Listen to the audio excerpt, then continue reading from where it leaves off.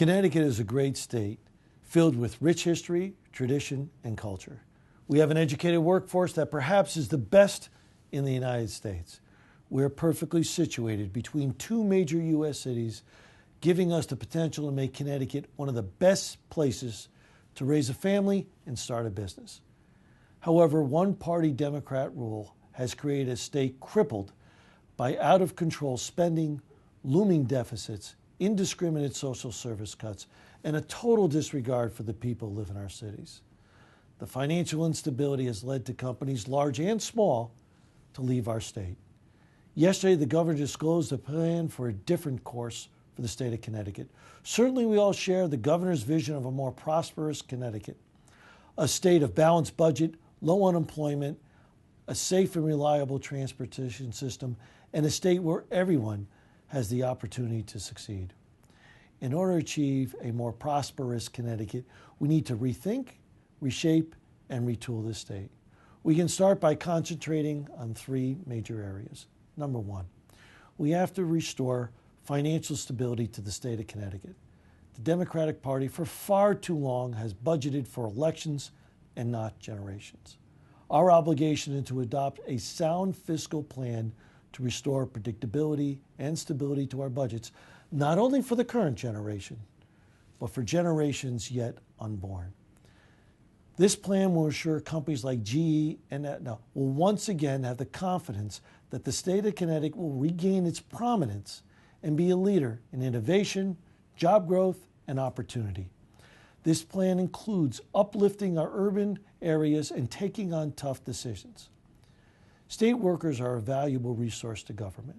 However, those contracts were negotiated in a different economic climate and in a different economic time and need to be revisited. No current state employee should lose their pension benefits for which they rely upon.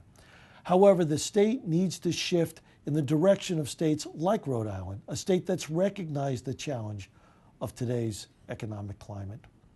This plan includes key points like implementing an enforceable state spending cap, reducing our debt, closing state institutions that cost too much and have failed policies, competitively building all state contracts and delivering a safe and reliable transportation plan without increasing taxes by $42 billion.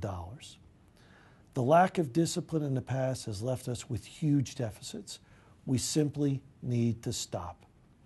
And clearly, the answer is not abrogating our responsibility as lawmakers to the governor. Number two, we have to restore prosperity to our cities. The strength of Connecticut depends upon the strength of our cities.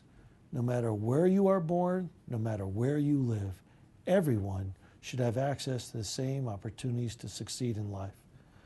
Poverty is actually growing, and unemployment continues to plague our cities. Lawmakers often talk about dealing with the effects of the problem in our cities, but what we really need to concentrate on are the cause of our problems in our cities. Many young minorities in our urban areas believe life ends in their 20s. We need to bring hope so that these same young teens look forward to a career, a family, and a long life. And yes, second chance is important, but first chance is critical. We must break that multi-generational poverty trend in our cities. We achieve these goals by focusing on education, expanding open choice, supporting urban schools, and focusing on good paying job opportunities immediately after high school.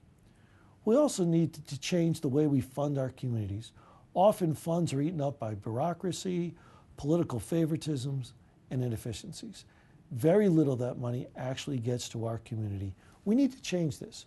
We need to invest directly into the community by community input. It's time we give the power back to the people. Number three, we have to restore the opportunity for the most vulnerable. In recent budgets, Democrats have cut funding to those who need it most. We need to put people first. We need to gradually move people from state assistance to independence. For example, a single mom who receives welfare assistance roughly receives about $30,000 a year. It's understandable that that individual on assistance can't afford to leave the system without economic harm to their family. We need to gradually wean these families off of state assistance by minimizing the pain of the transition to the workforce. For example, we need to keep in place daycare and health care for as long as possible. This is a plan where subsidy serves as a means to get ahead in life, but not as a way of life. Hope must also extend into the lives of those most at risk and vulnerable individuals across our state.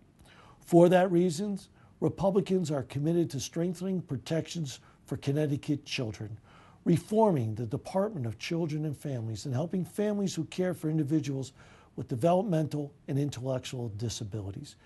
We must fulfill our commitment to mental health care funding and support substance abuse treatment.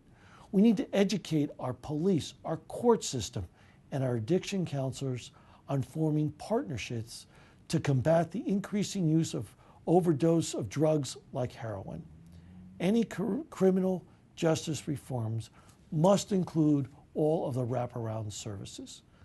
The Connecticut Senate Republicans have proposals to start all of these discussions, and most importantly, to refocus our state on prosperity and opportunity for all. As President Reagan said, the future doesn't belong to the faint of heart.